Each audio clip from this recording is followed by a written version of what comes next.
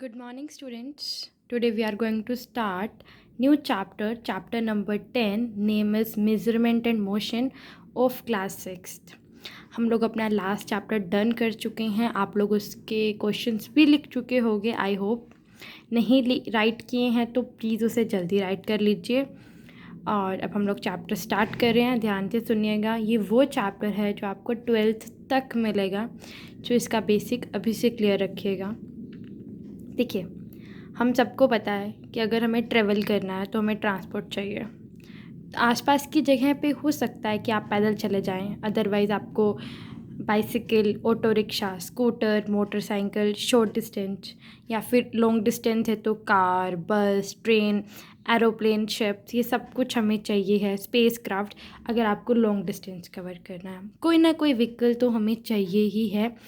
आपको कहीं पे भी ट्रैवल करना है, आप हर जगह बाय फुट मतलब पैरों से ट्रैवल नहीं कर सकते. क्लियर.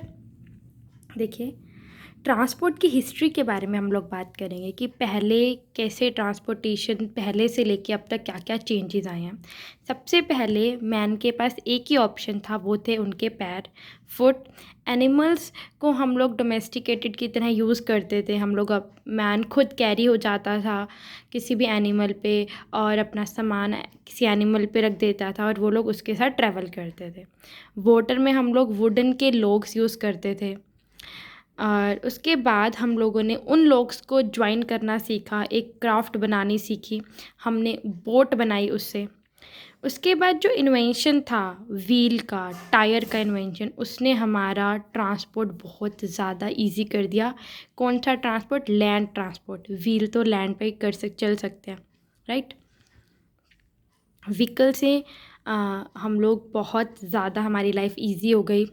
व्हीकल्स भी बनाए. उसके बाद एनिमल्स के द्वारा पुल्ड अप हम करने लगे. लाइक एनिमल को हमने पुल्ड अप कर दिया हमारे व्हीकल के साथ. आपने देखा होगा गाँवों में आज भी कैमल के साथ वो ट्रॉली जो होती है, हमारे ट्रैक्टर ट्रॉली, ठीक है. फिर 19th सेंचुरी में स्टीम इंजन इन्वेंट किया.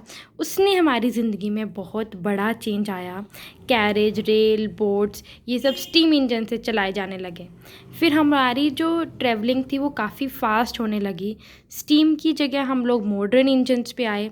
हम लोगों ने पेट्रोल का यूज़, डीजल का यूज़, सीएनजी का यूज़, जो इंजन इलेक्ट्रिसिटी पे चलते थे उनका यूज़ करना स्टार्ट किया.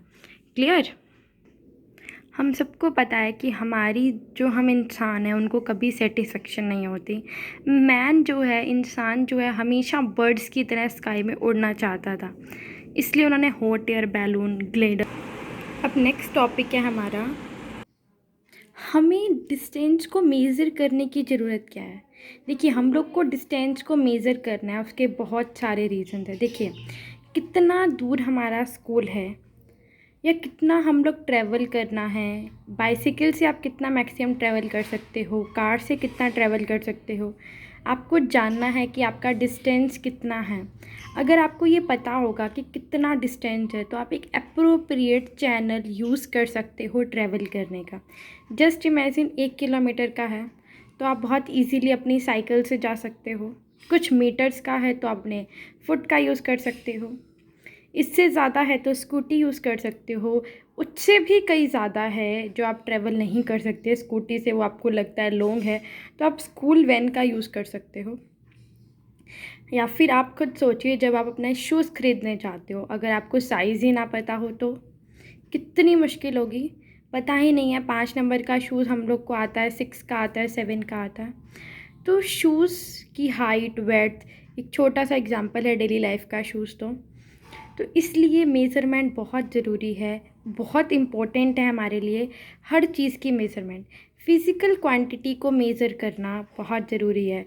कितने मीटर कपड़े में किस इंसान का सूट तैयार होता है. जस्ट इमेजिन, एक छोटा बच्चा है तो ऑफ कोर्स आपको कम कपड़ा चाहिए, बड़ा है तो आपको ज़्यादा कपड़ा चाहिए. तो इसलिए ये बहुत ज़रूरी है कि हमारे को मेज़रमेंट करनी आती हो. अब हमें मेज़रमेंट करनी तो आती है, हम बोल देते हैं इतने किलोमीटर का रास्ता है, इतने मीटर लंबा कपड़ा है, इतनी दूर हमें जाना है. ये आए कहाँ से? ये unit, kilometre, metre, centimetre, millimetre कहाँ से सीखे हम लोगों ने, उसकी हिस्ट्री हम लोग पढ़ेंगे. आप लोग देखिए आगे.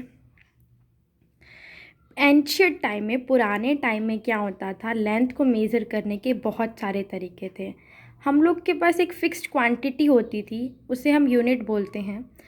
यूनिट क्या होता है, एक स्टैंडर्ड मेज़रमेंट है। लाइक किलोमीटर में कितने मीटर होते हैं वो फिक्स्ड हैं। आपके लिए किलोमीटर की डेफिनेशन अलग और मेरे लिए किलोमीटर की डेफिनेशन अलग नहीं होगी।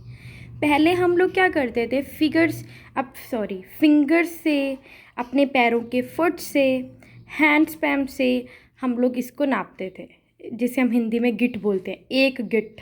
लाइक हमने अपने हाथ को खोला, देखिए इस डायग्राम में, इस तरीके से हमने नापा।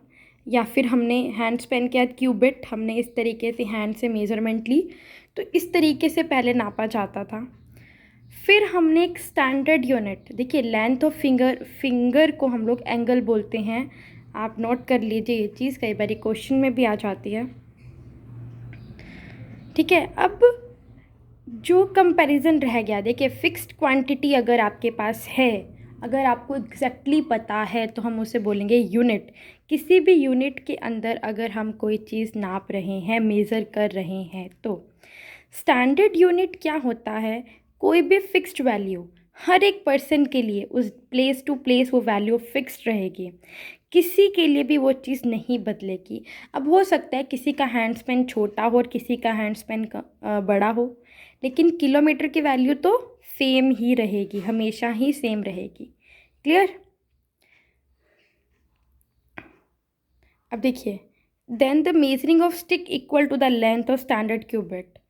मतलब कि हम लोगों ने क्या किया, वो क्या बोल रहा है, जब किसी चीज़ की फ़िक्स्ड वैल्यू हो, person to person, place to place. अब मैट्रिक सिस्टम में क्या होता है, जो हमें फ्रेंच ने दिया था 1790 में, वो एक स्टैंडर्ड यूनिट था, स्टैंडर्ड सेट ऑफ यूनिट था। उन्होंने स्टैंडर्ड क्यूबिट को भी स्टैंडर्डाइज़ किया। उन्होंने कहा कि आप एक ग्रेनाइट का पीस लो और उसे स्टैंडर्ड क्यूबॉइड के हिसाब से नाप लो। देन आप एक स्टिक बनाओ जिसकी लेंथ एक स्टैंडर्ड क्यूबिट जितनी हो। अच्छा, आप लोग कभी अगर मनियारी की शॉप पे गए हो, लाइक आपको कोई सूट पे लगने वाली लेस ख़रीदनी है, ऐसा कुछ, तो उनके पास मेज़रमेंट होती है या फिर उनके पास एक स्केल होता है। उनको पता होता है कि ये स्केल 1 मीटर का है, वो उसी से मेज़र करके देखते हैं। आप लोग को क्लियर हो जाएगी ये चीज़ मैं क्या कहना चाह रही हूँ। क्लियर?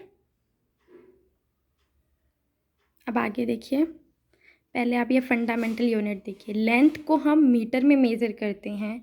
मास का मतलब होता है वेट, वेट किलोग्राम में मेज़र होता है। टाइम को हम लोग सेकंड में मेज़र करते हैं और टेम्परेचर को केल्विन में मेज़र किया जाता है। ये हमारे कुछ फंडामेंटल यूनिट है।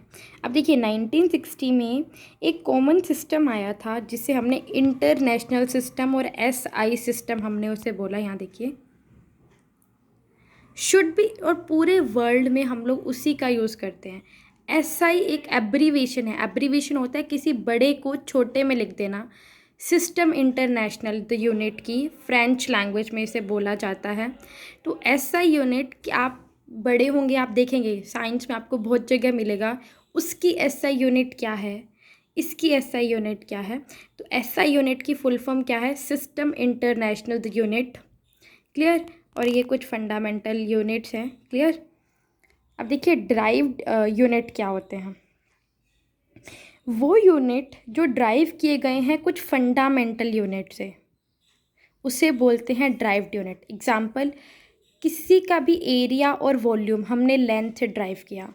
एरिया ऑफ स्क्वायर क्या होता है हमारा, साइड मल्टीप्लाई साइड या फिर लेंथ मल्टीप्लाई ब्रेड्थ।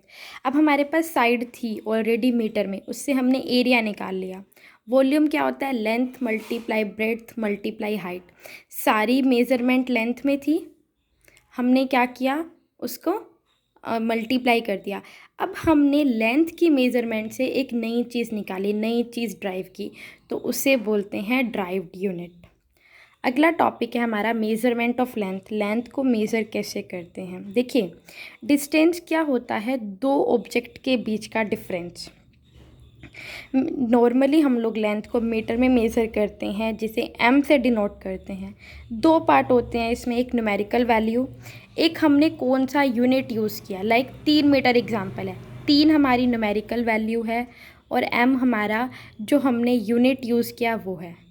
ठीक है, इसका मतलब 1 मीटर जो है उसको 3 बारी रिपीट कर दोगे तो आपकी एक्चुअल लेंथ बन जाएगी। क्लियर?